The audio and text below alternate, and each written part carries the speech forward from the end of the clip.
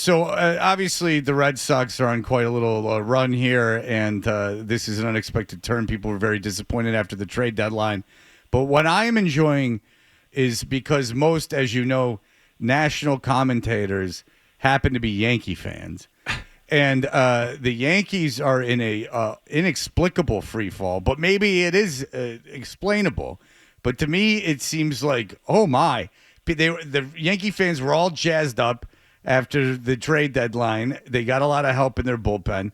They end up getting swept by the Marlins, which is basically home games in Miami. Yep. And then they turned around and lost last night. And they have already demoted one of their acquisitions to AAA. All right. So what, Jared, if you feel comfortable, what is going on with the Yankees? Why is this happening? And what is the reaction around the league and with their fan base?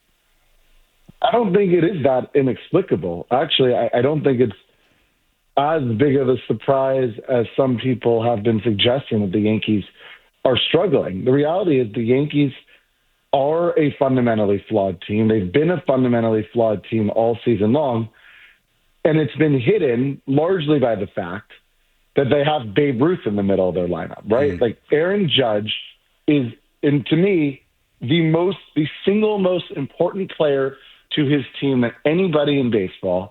And suddenly he was gone for a couple of weeks, and they simply could not withstand that loss. Having a guy that's hitting 350 with 45 homers in the middle of your lineup, it hides a lot of problems, right? So Judge is back now. We have no idea how he's going to perform, right? Like, does he need surgery? He's not playing the outfield. How is he going to do?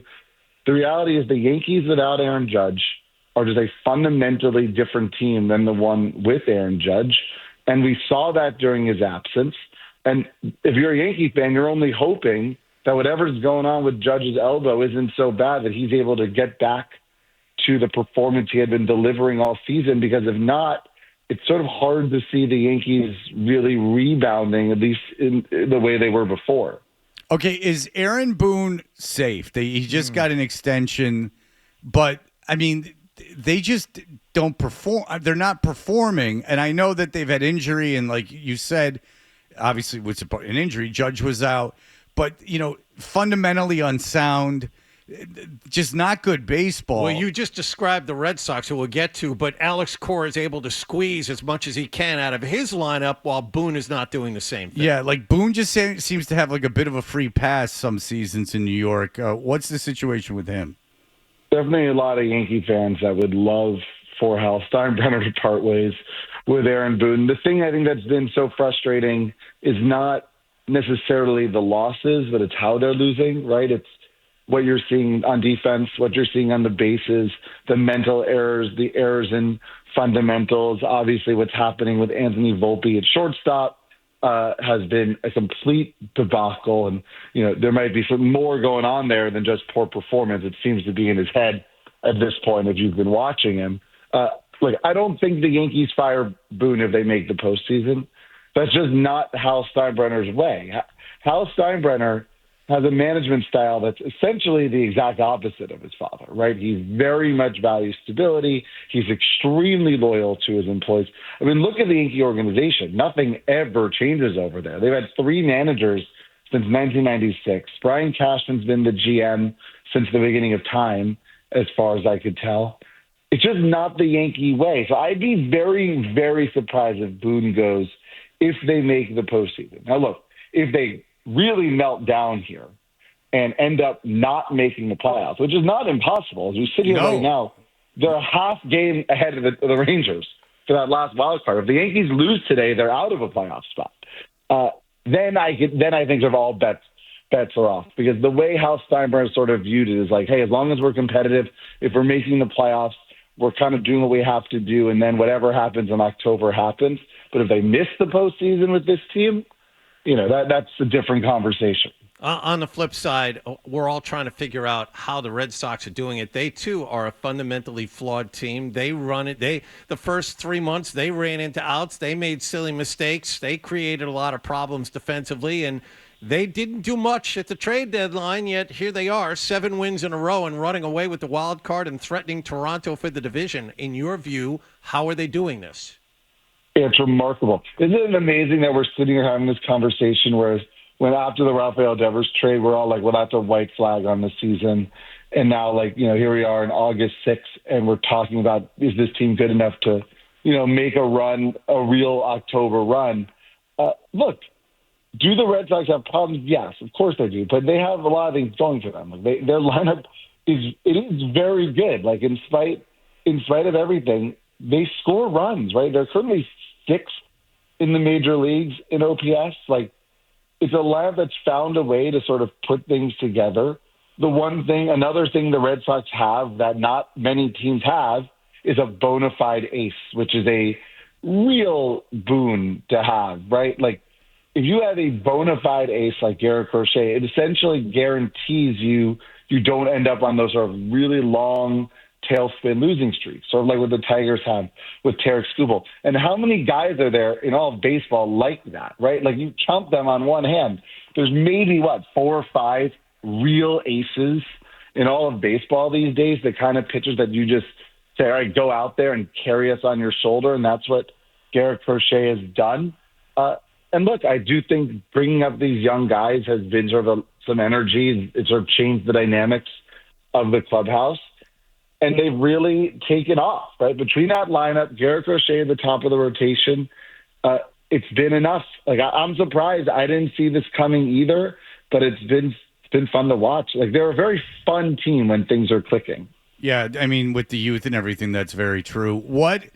Is there a team in the AL? Because the Red Sox are probably going to make the playoffs. So is there a team in the NL or the AL that you feel is better than the rest? Like a team that no one wants to play? No, that's the thing about the AL this year. It's so incredibly wide open. It's been like this going into the year. We kind of knew it was going to be like that no one was going to run away with it in the AL. I mean, look, let's be honest. Are you really afraid of Detroit? Right? Like, no one's really afraid of Detroit for as amazing as they've been now for a calendar year. I mean, it's incredible what they've done, but no one's really afraid of them. Toronto's a good team. Like, don't get me wrong, Toronto's a good team, but some of their peripherals suggest they've overperformed. Right? The Red Sox have a significantly better run differential overall than the Blue Jays. Like, based on the Blue Jays run differential, they should not have the record that they have. Not that they're a bad team, but they've probably overperformed how they've actually played. Look, and then there's Houston. I think Houston always scares you because they've done this so shorthanded, right? Like, they haven't had Yordan Alvarez for most of the season. Many of their pitchers have been injured. They just added Carlos Correa. So could I see like a healthy Astros team being really good? Sure. Yeah, maybe, but it's not like the National League. Like, the real powerhouse in the National League, I really do feel like if you make the postseason in the AL, sort of the road to the World Series is kind of like right there for you because all of these teams are flawed. Just real quick, in the National League, because that's I'm interested in that. In the National League, you think there's one team that you wouldn't want to play? Who is that? I mean, it's still the Dodgers. You think so? I know that over Milwaukee and Philadelphia. I know the Dodgers have Milwaukee good. struggled. Well, Milwaukee's been really good, right? But they still play in the NL Central, which is a weaker division. But the Cubs and the are Dodgers. In that. Go ahead. I'm sorry. The Dodgers still have the most talent. Like, at the end of the day, they have the most talent. They have been so decimated by injuries. And, like, look, a team like the Dodgers, they went into the season. The regular season for them was literally just a tune-up. There was never any doubt they were going to make the postseason. That's still the case. I just wouldn't want to play them on October. I just think you're going to see a more focused, sort of more ready to go, both health-wise and mentally, Dodgers team in the playoffs. Maybe I'm wrong, but like I just think the team with the most talent is still the most dangerous team, and they have the most talent, especially when they get healthy. Well, you wrote about this not long ago, and the one team that could have something to say about it in that division in the NL West would be the Padres. And you wrote about, I guess they're, is it Preller? Is he the AJ Preller? Yes. Yeah, the GM there, who's just the gunslinging, making like all the deals Every year, yeah. Yeah. Do you think they could take a run? I mean, they're 3 games back of the Dodgers right now, and a significantly better record going back to the start of July. I hope the Padres make a run at it. Like, what I really want is for the Dodgers and Padres to meet again in the playoffs, because they have had just really incredible postseason matchup these last few years. I mean, look, it's hard to remember this now because we know that what ended up happening with the Dodgers, but the Padres had them dead to rights, right? The Padres had a 2-1 lead in that 5-game series last year. It all looked like the Dodgers were going down in the DS, and then the Padres melted down. They didn't score for like 24 innings or something crazy, and the Dodgers came back, and we all know what happened from there. I would love to see the Dodgers and Padres play again. I love A.J. Preller. Do I think he's crazy sometimes? Yeah. Does he make trades that you look back sometimes and he regrets? Yeah. But there's something to be said about this guy that's like, he only has one mode, which is we're going to go win the World Series now. Right now, we will figure out the future later, but let's just go for it. And honestly, like, you're in Boston. You've had a GM like that in Dave Dombrowski, who's made his entire career saying, we'll worry about the future later. Let's go for it now. And it led to a World Series title for the Red Sox in 2018. Everywhere Dave Dombrowski has gone, they've won pennants and won World Series. So I love what A.J. Preller does. I think there's a lot of GMs in baseball that can take a lesson from A.J. Preller. I'm not saying everyone should be as sort of gunslinging, crazy wild as he is, but I do think there's something to be said about actually going for it at a time where like 25 of the 30 GMs, all they seem to care about is like sustainability and efficiency and like worrying about the future. At some point, you got to make a run at it, and the Padres always do. Well, Steve Phillips says the number one way to get fired as a general manager is to do nothing. And, if you're going to be aggressive, at least, there's a chance of winning. How important is it to you, Jared? Because I've heard this debate. How important is it to you? And are there certain teams it's more important to than others to have the best record in their league?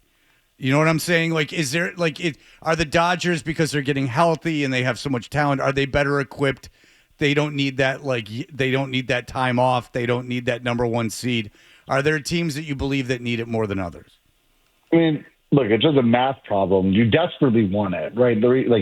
You'd much rather not have to play in that best of 3 series, right? Like you could put the Rockies in that best of 3 series, and there's like a semi-decent chance they would win it. It's just not enough games. So you want to avoid it, definitely, right? Like a team that really relies on, you need to get healthy, right? Those extra days are really going to help you. That the way the Dodgers have been seems like it.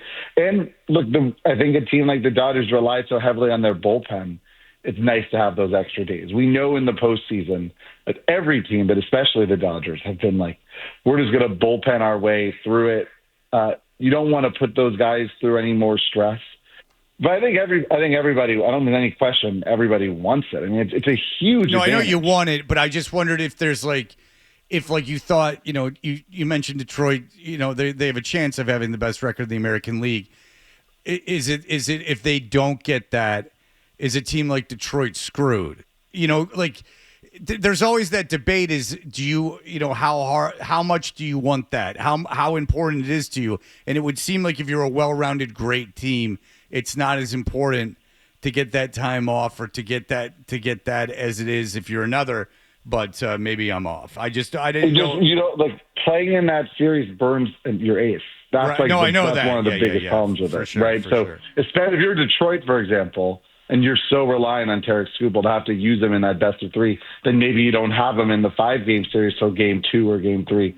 That kills you, right? So I do think if you have really relying on that number one starting pitcher to have to burn them in a 3-game series, I think it does hurt more than a team that doesn't have maybe that superstar ace like a Tarek Skubal, like a Garrett Crochet. Yeah, because I think Boston and Detroit, if I was looking at the AL, I don't think the Yankees are doing anything. But if in the AL, I think Boston and Detroit benefit the most from that.